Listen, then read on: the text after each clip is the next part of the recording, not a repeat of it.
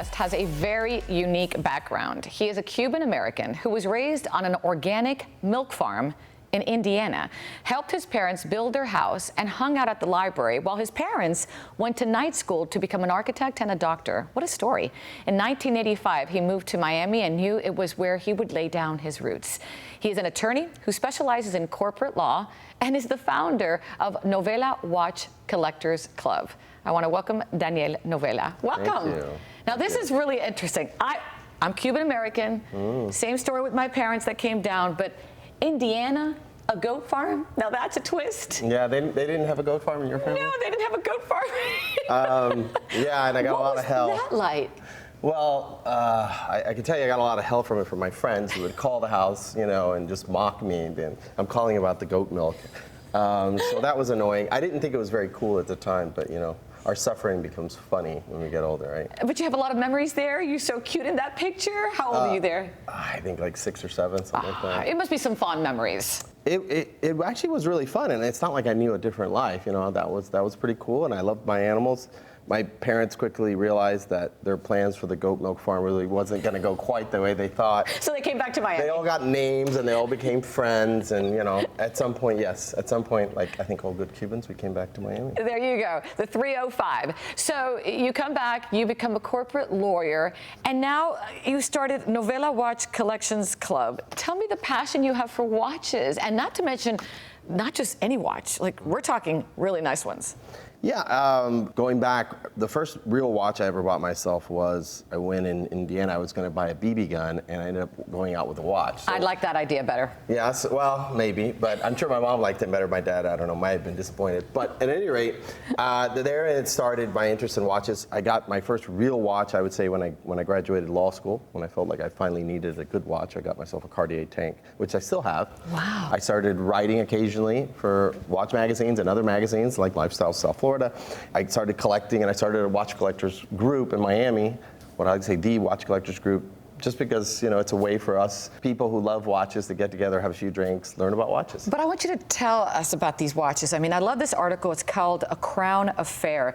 These are, and if I say it wrong, you tell me, FP Journe? Yeah, FP Journe. Okay, tell me about these unique watches. So, this is a very special brand. This is one right here?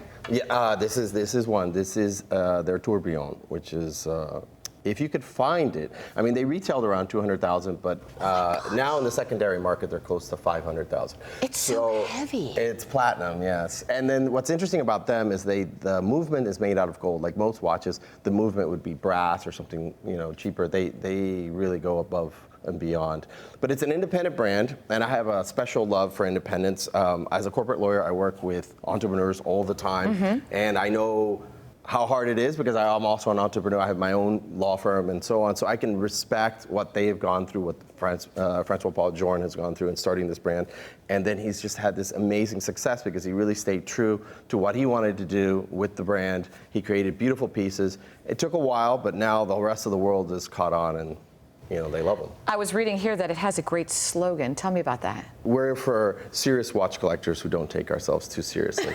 Because at the end of the day, watch collecting should be fun. And the way we do it in our club is it's fun, but it's also informative. You have another one on you. That's a very special one as well. Tell me about that one. Yeah, I brought this because it's the oldest watch that I have. This is from 1910. This would have been in a time when watches were switching from pocket watch to wristwatch, and they were bigger back then. And then it's interesting because nowadays watches are quite large, but it didn't used to be that way. They were very big, and then around the 40s and 50s, it got very small because smaller was considered more luxury because it's harder to make something small. And then in the early 2000s, everything got huge. You know, you had these big sizes, and now they're actually starting to get small again. But anyways, this is 100 years old. It looks great, in my opinion, because it has an enamel dial, and you know, this is a beautiful watch that costs a couple $100,000 retail, but now is, you know, double that. This you could get at auction. I bought it at auction for around $5,000. Oh, so it just goes to show, right. You know, some watch you may say, oh, that's so ridiculously expensive. How many do you have? I don't know, 14 maybe, I don't know, something like that. You spent pretty big bucks on watches. Yes, and how about you with handbags? You know? I would say shoes. Okay, shoes. But touche. Well, we all have whatever Touche. we all have whatever we like, I agree. and then we'll put our emphasis on that. Some people collect, baseballs, This that is true. Whatever it is that you like, you'll They're find very a way. elegant.